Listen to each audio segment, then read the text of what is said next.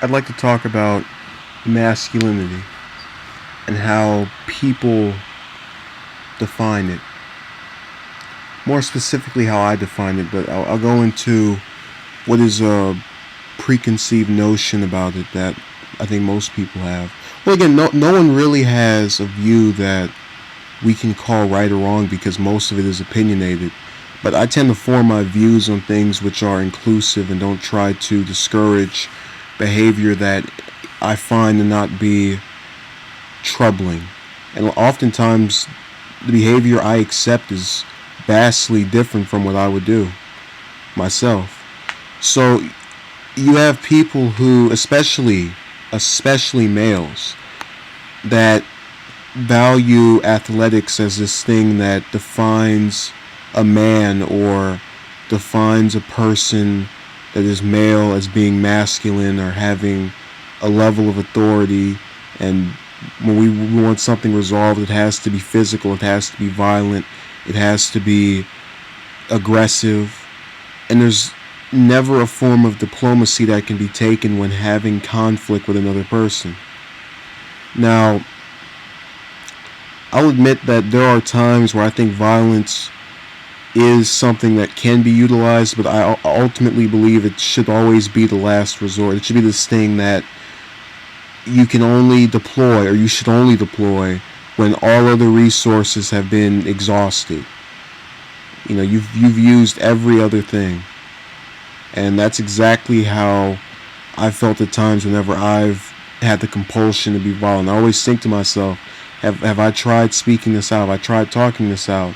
And if those criteria are met, and that's my last option, then I'm definitely going to still have my reservations, but it may, in fact, come to that.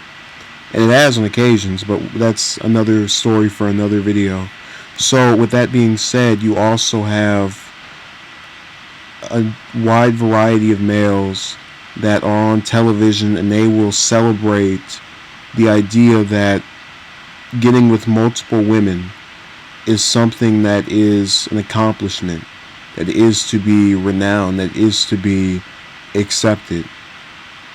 Now, you flip the script, and let's say there's a woman who has had multiple males in her life that she has dated.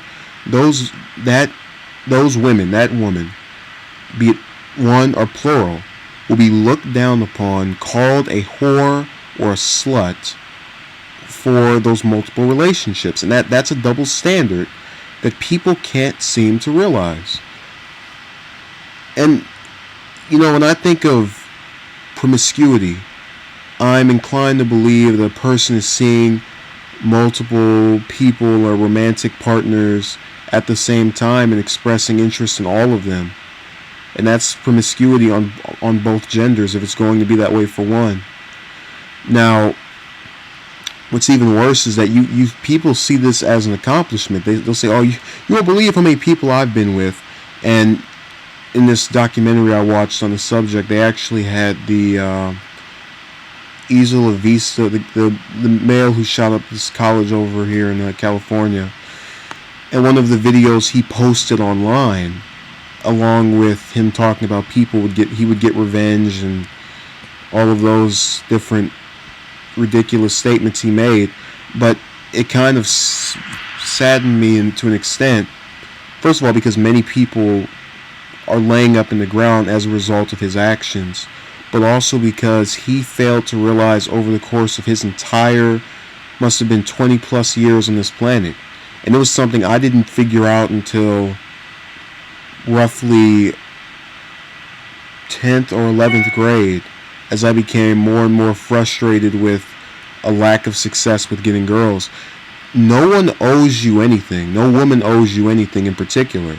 So they have the right to deny you just as you have the right to seek them.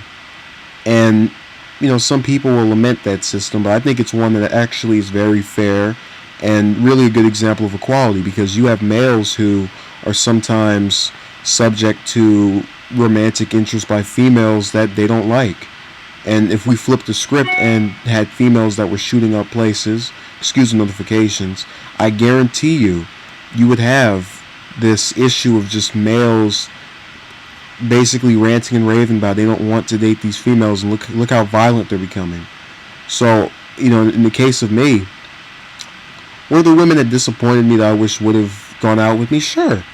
But at the end of the day, they have that right to deny me as I had the right to seek them. And if they can't realize or see me for anything that is of quality or have any type of realization of my value, I can't force it. I can't change it. No matter, some of them just they couldn't seem to get it. And really, what is the worst part of that whole narrative is that we have a lot of media. It's not just games. I'm not going to play the card of let's blame it on this one form of entertainment. It's frankly prevalent in most different forms of media. You have the games, obviously, have the movies, and you also have newspaper comics. Kind of joking right there, but those different forms of media often portray males as these guys who are, they don't have big muscles.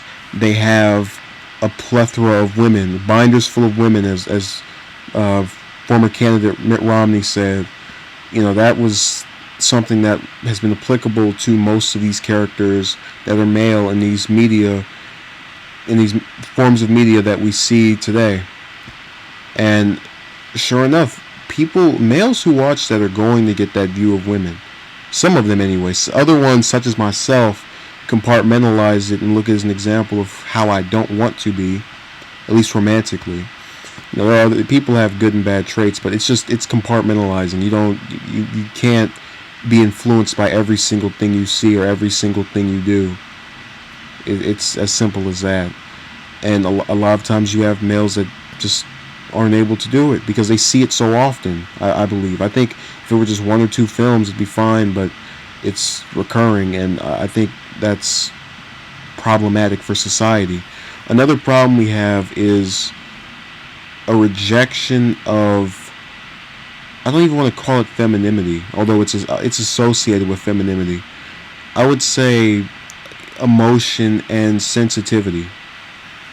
So males are told don't cry, don't raise your voice. All of these traits that we basically encourage of women or encourage of girls, and I think that actually causes more problems in society because you have this stereotype we've created where we almost tell males be subhuman, be something that has no feelings, don't show anything, act as if you are just this calm, collected figure, and just completely ignore how you feel about things.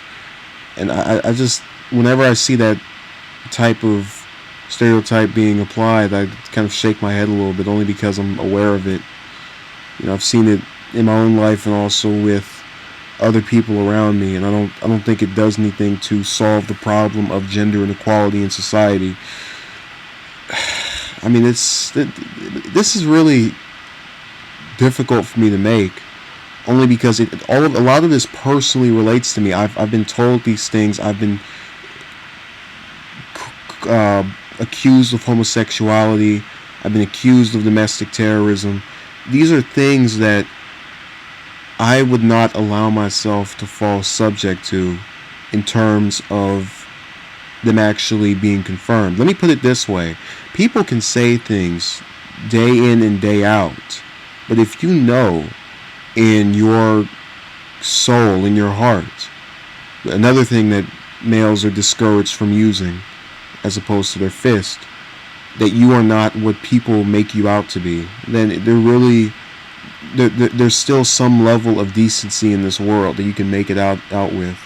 Now, just want to touch on this one more thing, going back to the shooter in Isla Vista. He distinctively said that he wanted women that were blonde, just had this idea of what he wanted, basically. And we all have things we choose and we prefer over others, but the guy was a beggar. And that's not to say that's bad. I was a beggar as well. Of course, I didn't go out and do what he did, but that's only because I'm a little bit smarter in some ways, I guess, or have a higher level of morality. I think it's the latter. When you are someone who has to come from the bottom, you don't get to pick. Or you know, if you, well, the best way to phrase that is, I've had several females that have shown what appears to be romantic interest in me over the last year. I think it's really funny. I just gave up. But what I noticed over and over and over again, especially the ones that I met in person, I wasn't attracted to them. I wasn't attracted to them in most cases physically, and in a wide portion of cases mentally. Now that's only been, well, personality wise, that's only been about 3 or 4 different girls, but that's much larger than anything I've experienced before, where it was zero. And I basically resolved to just keep being myself and see what happens between now and whenever I bite the dust. Now that's a short-term plan, but it's also one that allows for me to come to the realization there's more to life than girls or other people and their opinions, and that we have to be satisfied with ourselves, and we should be ourselves regardless of what society puts up. So thank you for watching, and have a good day.